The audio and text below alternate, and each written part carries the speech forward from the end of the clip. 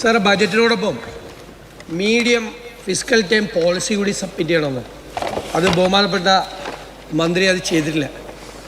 അത് ചെയ്യണം. എല്ലാ ബജറ്റോടൊപ്പം നമ്മൾ FRBM ആക്ടിൻ്റെ ഭാഗമായിട്ട് ലെജിസ്ലേഷൻ്റെ ഭാഗമായിട്ടുള്ളതാണ് മീഡിയം ഫിസ്ക്കൽ ടൈം പോളിസി. എല്ലാ ബജറ്റ് അവതരിപ്പിക്കുന്ന എല്ലാ ധനകാര്യമന്ത്രിമാരും അത് ടേബിൾ ചെയ്യാറുണ്ട്. അതിനോടൊപ്പം അത് ടേബിൾ ചെയ്തിട്ടില്ല. ടേബിൾ ചെയ്യാൻ അത് സ്റ്റാറ്റ്യൂട്ടറി ആണ്, നമ്മുടെ ഒബ്ലിഗേഷനാണ്. ബജറ്റിനോടൊപ്പം വെക്കണമെന്നാണ് medium fiscal time policy.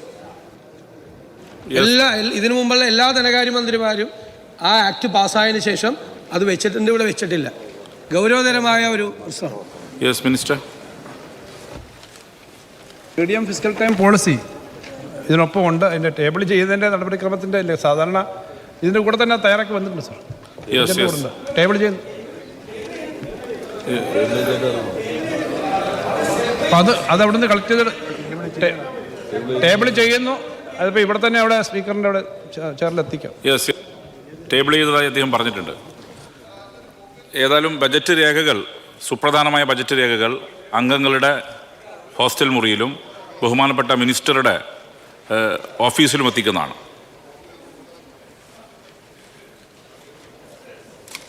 N ബാലഗോപാലിന്റെ budget അവതരണം പൂർത്തിയായി കഴിഞ്ഞിരിക്കുന്നു. 1,38,116 കോടി രൂപയുടെ വരവും 1,66,000 കോടിയുടെ ചെലവും പ്രതീക്ഷിക്കുന്ന ബജറ്റാണ് അദ്ദേഹം അവതരിപ്പിച്ചിരിക്കുന്നത്. 27,845 കോടി രൂപയുടെ റവന്യൂ കമ്മി അടുത്ത വർഷവും പ്രതീക്ഷിക്കുന്നുണ്ട്. KN ബാലഗോപാലിന്റെ ഇത്തവണത്തെ ബജറ്റ് 8-ാം തീയതി നടക്കുന്ന കേന്ദ്ര വിരുദ്ധ സമരത്തിന്റെ ടെംപ്ലേറ്റായി മാറുന്നതാണ് നമ്മൾ കണ്ടത്. അദ്ദേഹം കേരളം എന്ന് കേട്ടാലോ തിളക്കണം ചോര നമുക്ക് ഞരമ്പുകളിൽ എന്ന് വള്ളത്തോൾ നാരായണ മേനോനെ ഉദ്ധരിച്ചുകൊണ്ട് കേരളത്തിന് വേണ്ടിയുള്ള ഒരു പിച്ച് കേട്ടു. അതേസമയം തന്നെ ബജറ്റിനെ ആകെ എടുത്താൽ ക്ഷേമ പെൻഷനുകൾ വർദ്ധിപ്പിക്കാത്ത ബജറ്റ് എന്ന സാഹചര്യമുണ്ട്. കഴിഞ്ഞ 1-ാം പിണറായി സർക്കാരിന്റെ 5 ബജറ്റുകളിലും ധനമന്ത്രി തോമസ് ഐസക് എല്ലാ ബജറ്റുകളിലും 100 രൂപ വീതം ക്ഷേമ പെൻഷനുകൾ ഉയർത്തിയാണ് അത് 1,600 രൂപയിലെത്തിച്ചത്. 2-ാം പിണറായി സർക്കാർ അധികാരം ഒഴിയുമ്പോൾ 2,500 രൂപയാക്കുമെന്നുള്ളത് ഒരു തെരഞ്ഞെടുപ്പ് പ്രഖ്യാപനമാണ്. ഇപ്പോൾ എന്തായാലും ക്ഷേമ പെൻഷൻ 1,600 രൂപയായി തുടരും എന്ന് വ്യക്തമായിരിക്കുന്നു.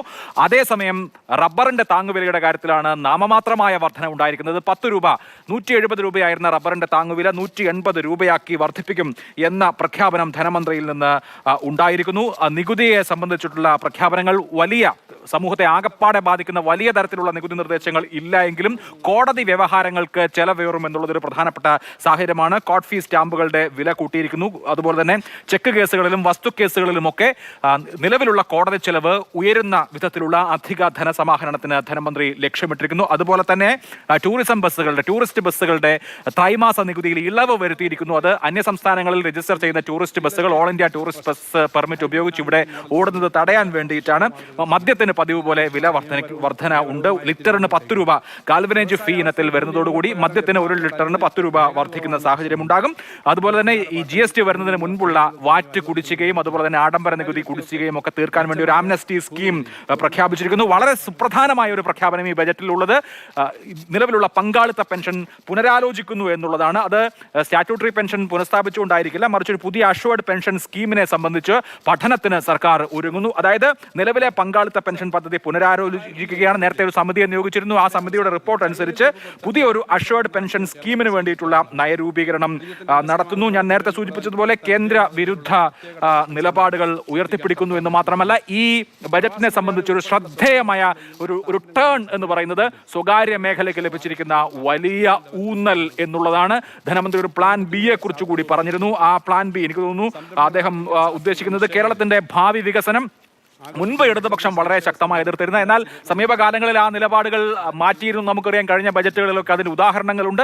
എന്നാൽ വിവിധ മേഖലകളിലെ സമ്പൂർണ്ണമായ സ്വകാര്യ മൂലധനത്തിനുള്ള ചുവപ്പ് പരവതാനി എന്നുള്ളത് ഈ ബജറ്റിലെ ഒരു ശ്രദ്ധേയമായ മാറ്റമാണ്. മന്ത്രി ബജറ്റ് പ്രസംഗം ആരംഭിച്ചത് തന്നെ അദ്ദേഹത്തിന്റെ പ്രസംഗത്തിലെ ആദ്യത്തെ ഇനം തന്നെ വിഴിഞ്ഞം പദ്ധതിയായിരുന്നു. വിഴിഞ്ഞം ഒരു വലിയ പദ്ധതിയായി വികസിപ്പിക്കാൻ അവിടെ വലിയ ഒരു പ്രോജക്റ്റ് വരുന്നത് സ്വകാര്യ പങ്കാളിത്തത്തോടു കൂടിയാണ്. അതായത് വിഴിഞ്ഞം പദ്ധതി, വിഴിഞ്ഞം പോർട്ട് നടപ്പാവുന്നതോടുകൂടി ആ വിഴിഞ്ഞം മേഖലയിൽ ഒരു പുതിയ വികസന വികസന സിറ്റി ഉയരുക സ്വകാര്യ പങ്കാളിത്തത്തോടു കൂടി. ചൈനീസ് മോഡൽ ഡെവലപ്മെന്റ് ആണ് അദ്ദേഹം ഉദ്ദേശിക്കുന്നത്. കേരളത്തെ സംബന്ധിച്ച് നമുക്കറിയാം, ഇടതുപക്ഷത്തിന്റെ വെൽഫെയർ പദ്ധതികളുടെ പൊതു സ്വഭാവത്തിന് അനുരൂപമായ വിധത്തിലുള്ള സമീപനം ഉണ്ട് എന്നുള്ളതിനപ്പുറം ഒരു ശ്രദ്ധേയമായ ടേൺ ഈ ബജറ്റിൽ സ്വകാര്യ മേഖലയുടെ കാര്യത്തിൽ കാണാം. ചൈനയിൽ ദെങ് സിയാവോപിങ്ങിന്റെ കാലത്തുണ്ടായത് മാതിരിയുള്ള ഒരു വലിയ ടേൺ ഇവിടെ കമ്മ്യൂണിസ്റ്റ് മന്ത്രിസഭയിൽ ധനമന്ത്രി KN ബാലഗോപാലിന്റെ ഭാഗത്തു നിന്ന് ഉണ്ടാകുന്നു.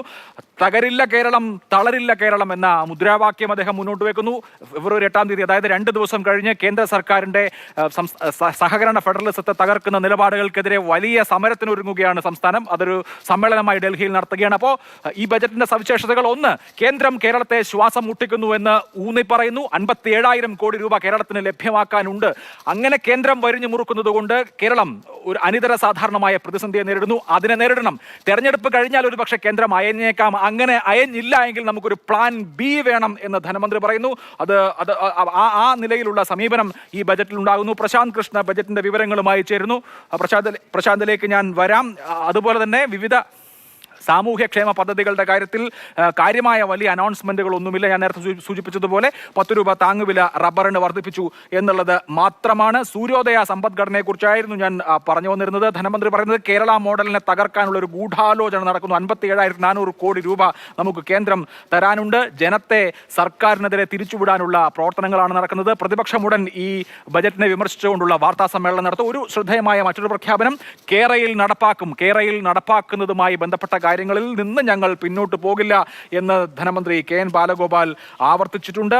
ശ്രദ്ധേയമായ ഒരു മാറ്റം സ്വകാര്യ മേഖലയ്ക്ക്, പ്രത്യേകിച്ച് വിദ്യാഭ്യാസ മേഖലയെ സംബന്ധിച്ച് പറഞ്ഞത് വളരെ വളരെ ശ്രദ്ധിക്കേണ്ട ഒരു കാര്യമാണ്. കെയർ എക്കോണമിയെ സംബന്ധിച്ചും പറഞ്ഞിരിക്കുന്നത് വളരെ പ്രധാനപ്പെട്ട കാര്യമാണ്. കേരളം പ്രായമായവരെ സംരക്ഷിക്കുന്നതിന് ഒരു പ്രത്യേകമായ സംവിധാനം ആലോചിക്കുന്നു.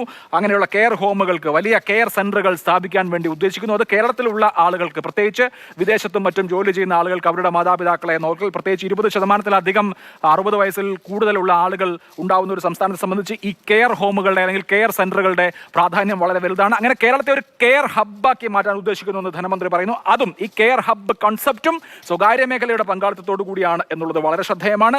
ഉന്നത വിദ്യാഭ്യാസമാണ് ശ്രദ്ധ പതിപ്പിക്കേണ്ട വളരെ പ്രധാനപ്പെട്ട മേഖല. അവിടെ കേരളം ഈ ഉന്നത വിദ്യാഭ്യാസ മേഖലയിലേക്ക് സ്വകാര്യ നിക്ഷേപം ആകർഷിക്കുന്നതിന് വേണ്ടി ഒരു ഉന്നത വിദ്യാഭ്യാസ നിക്ഷേപ നയം രൂപീകരിക്കുമെന്നും ഗ്ലോബൽ കോൺക്ലേവ്, അതായത് ഉന്നത വിദ്യാഭ്യാസ മേഖലയിലേക്ക്